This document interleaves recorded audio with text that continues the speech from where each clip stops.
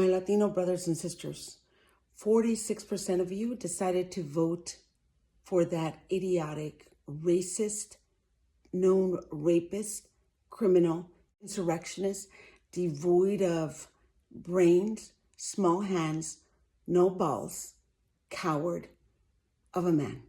Funny, not so funny thing, despite this man coming down the escalator and then calling Mexicans rapists and murderers, despite him using racist tropes against Haitians and against people around the world, even calling African countries the trash countries, despite him implementing some of the cruelest family separation immigration policy, despite him emblazing the racial divide that we have in this country. Not only did you believe that, even it provided excuses for him, saying that he was not a racist, you actually supported some of the things that he said, and you thought it was funny because somehow you thought you were different, but you're not. Because unless you're a millionaire, billionaire, white, and male, you're going to be targeted. And whatever it is happening right now, I just want you to know that your 46% won him the presidency, and it is your fault.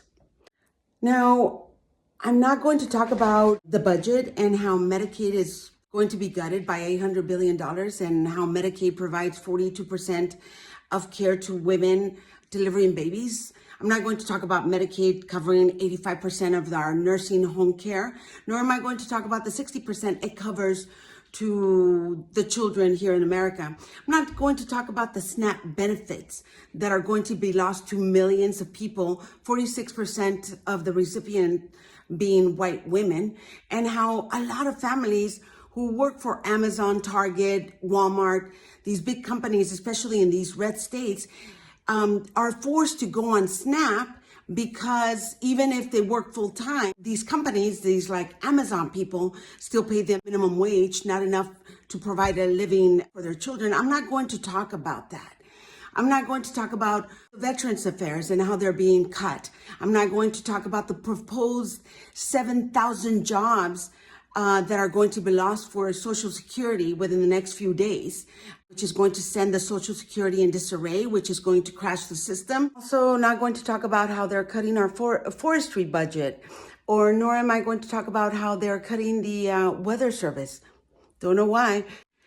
I'm not going to talk about how they fired the head of the FAA that controls our flights, and despite us being incredibly short-staffed for air traffic controllers and planes are falling out of the sky, they fired a lot of them. That's very nice. I'm not going to talk about all the money that's going to be lost to Medicare that is paid to directly by immigrants, undocumented people, through an ITN number, an individualized taxpayer number provided to them by the federal government so they could pay their taxes every year. They actually total close to $100 billion a year, and it goes directly into Medicare and social services. I'm also not going to talk about the fact that undocumented people or immigrants are 60% less likely to commit a crime than citizens. Nor am I going to mention the fact that over 85% of those arrested at the border with fentanyl are actually American citizens. And nor am I going to mention that the cartels in Mexico, and whenever they're captured, those guns are traced back to the United States. Over 75% of those guns are traced back to the United States. What's crazy about all of those guns is that National Rifle Association donates millions of dollars, has donated billions of dollars through these years, especially when the super PACs came into play in 2009. It's been billions of dollars to political candidates that support lack of regulations for gun control. And actually, guns happen to be the number one killers of our children. Isn't that nice? I'm also not going to talk about how Elon Musk only invested $240 or $270 million into his presidency, but now he's at least $10 billion richer since he won and he got all of these contracts through the federal government. I'm not going to talk about that. I'm also not going to talk about how they are defunding the NIH program, National Institute of Health Programs, that funds research for cancer and contagious diseases. Nor am I going to talk about how they're defunding science in general. I'm not going to talk about how they have fired all of the regulatory heads that keep us safe, like for OSHA, provides us with support whenever we have compliance issues. They fired all of them. I'm also not going to mention the fact that these insurance companies and pharmaceuticals pay millions or maybe billions through super PACs to these political candidates. And so that has always prevented us from getting universal health care or getting everyone covered, because these insurance companies and pharmaceuticals, they get huge tax breaks. And these politicians get their pockets, they get huge too, but not us. I'm also not going to talk about how Lola, my daughter, who's 12, has less reproductive health rights than I did or than my mother did, and how there's an increased mortality rate in infants and maternal rates now after the reversal of Roe versus Wade, thanks to Trump. I'm not going to talk about that. You see, after everything that I just said, I hope that you realize that Trump doesn't like undocumented people. He definitely doesn't like brown people, and he definitely doesn't like poor people. And you, my dear, are not a billionaire, you're not a millionaire, and so he doesn't like you. The good news is that because Trump does have like millionaires, he's going to have this gold card that for those people that could spend $5 million, they could buy their citizenship into this country. Isn't that nice? And because the American education system is so lacking and we are so dumb, obviously, they're going to give the H-1B1 visas to people maybe from India, cheap and very intelligent labor, so they could import them here because they're also defunding education. So why would you hire Americans for these like big engineering companies like SpaceX or Tesla when you could get cheap, intelligent labor that's actually educated from another country? I'm not going to mention the fact that even though Trump promised to be hard on crime, he actually released 1,600 insurrectionists that went to the Capitol and beat and permanently disabled a great number of our police officers at the Capitol. Some of them ended up dying from injuries sustained there. But I forget, maybe you'll say, no, it was a peaceful protest. I don't know. We didn't see that. In addition to Trump's incredible skills at being an executive, he went ahead and intercepted a Romanian court process and helped the release of these guys called the Tate brothers, who are like accused of raping minors and trafficking women. And now they're coming, I think they're back into the US, but that's okay because I think 1, they're male, 2, they have a lot of money, 3, they're known or accused of rape. And a lot of people on Trump's cabinet, look it up, they've been known of sexual misconduct, including Trump himself, actually, by over 27 women. So I don't know. But which reminds me, this is part of all the unmentionables. The reason why they're creating chaos, and it's purposeful to send us into a spin and distract us. After all, they have us thinking about like the alphabet community and they have us thinking about like these Mexicans coming in to rape you. But that's not the issue, actually. The issue is, or the reason why they're creating all this chaos and really finding all this fraud and abuse and waste, is because they want to actually extend Trump's 2017 rich tax cut. That caused us over $4 trillion of deficit. And now they're trying to extend it. And the only way that they're going to extend it is by making cuts. And so we're going to pay for it. But look, the good news is that during this time of austerity that is being forced upon us, the Secretary of Agriculture, one of the millionaires, part of the millionaire cabinet that Trump kind of comprised for himself, suggested something really great. Check this out. I think the silver lining in all of this is how do we, in our backyards, we've got chickens too in our backyard, how do we solve for something like this? And people are sort of looking around thinking, wow, well, maybe I could get a chicken in my backyard. And it's awesome. I agree with you.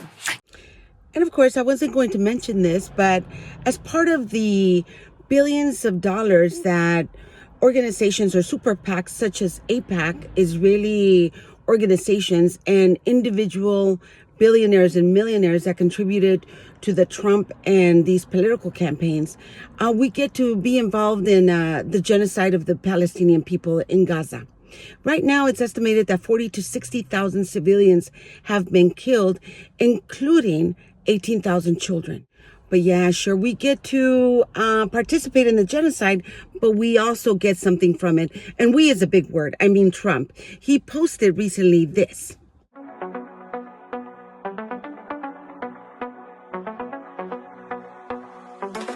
Donald's coming to set you free, bringing the light for all to see. No more tunnels, no more fear. Trump Gaza is finally here. And now that we're mentioning our participation in genocide, not the first time in American history, let's talk about the genocide in the Sudan. As a result of stopping and dismantling the U.S. aid, we are actively contributing to the genocide in the Sudan. It is estimated that stopping U.S. aid will cause at least 8 million Sudanese people to die. In addition to that, to compound Elon Musk's cruelty, he closed down over 1,100 clinics that provided essential life-saving medication. As a result, close to 300 babies being born every month ever since the closure that were diagnosed positive with HIV will not see their first year of life. It's important to point out also that this morally bankrupt individual fired the scientists, the researchers that were mitigating Ebola outbreaks and infectious diseases. Let's be very clear. U.S. aid comprised of less than 1% of our total American budget, but it provided essential food and medicine to the neediest people around the world, those undergoing famine. And I didn't want to mention this, but I guess now we are part of the axis of evil. We are, Trump is out there bullying Canada, Mexico, Panama, Greenland. He and Vance, they're bullying Zelensky, trying to make him kneel and kiss the ring, trying to make him do exactly what Trump is doing to Putin. Let me just point out one thing, and let me make this clear. It was Russia that invaded Ukraine. It was Russia that violated multiple international treaties. It was Russia that abducted over 20,000 Ukrainian children, forcing the UN to call it a genocidal act and a crime against humanity. He is a war criminal, and this is who we are siding with. One thing that I didn't want to mention, but it's important to point out, is that Russia bailed out Trump in the 80s and 90s when he wasted his daddy's money. One thing I didn't want to mention, but it's important to point out, that Trump and his kids have a lot of dealings, real estate deals in Russia ever since the early 2000s. So I wonder what's going on. So you see, my fellow Latino brothers and sisters, voters for Trump, watching Latinos actively support Trump, declaring Mexico, the Gulf of Mexico, be the Gulf of America, and declaring English as the national language, which violates directly the Hidalgo Treaty that was formed with Mexico, kind of raises my hackles and makes me aware that you actually do not know anything about your history. So let me talk to you about the first immigrants here in the United States. These were the colonizers that had God behind them. They had manifest destiny, and because they were white, Protestant, and male, they thought everything that they saw was theirs. And they saw anyone who didn't have the same religion and didn't look like them to be disposable. So that's why when they came here, they systematically killed and eliminated 90 to 95% of the 145 million Native Americans that lived here in North America. 90 to 95%. When that wasn't enough, they went ahead and participated in the international slave trade of Africans, forcefully removing them from their land and bringing at least 6 million Africans to America, whereby they were enslaved, their intellectual property was removed, they were treated as incubators, Go west, my child. Yes, they kept going west to the degree that Mexico provided asylum to some of the settlers. Now, let me repeat. Mexico gave asylum, provided refuge to the immigrant settlers that came onto our land. Mexico's national hero, and I would say of the Americas, emerged from that time. His name was Vicente Guerrero. His mother was native and his father was half black and half Spanish. He was the second president of Mexico. I should point out that, of course, the slave trade happened everywhere, so our population of Africans were between 10 and 15%. After a brutal 10-year war and centuries of being subjugated under the Spanish Empire, Mexico declared its independence in 1821. In 1829, he was elected as the second president of Mexico and implemented the most progressive, forward-thinking legislation to this date to hit the Americas. He abolished slavery. First of all, he became the first black president in the Americas. He abolished slavery. He taxed the rich. He made sure that within the Constitution that everyone, black, native, Asian, and Spanish, were to be one, were to be Mexican. He united the people. Vicente Guerrero, who was feared by the Spanish Armada and called the Black Warrior, understood intrinsically the plight of the native and the African peoples in the continent. Not surprisingly, 9 months later, after being elected into office, the white elites of Mexico murdered him, betrayed and murdered him.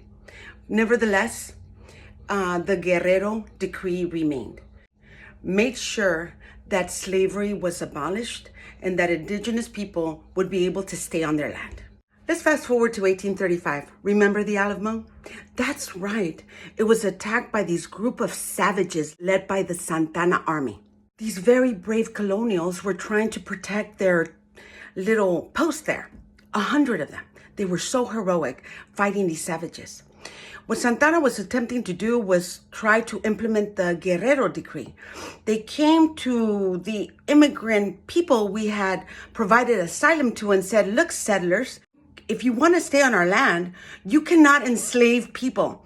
People are not here to be enslaved, nor do you have a right to kill the natives. You've got to leave the natives alone and you can't enslave people.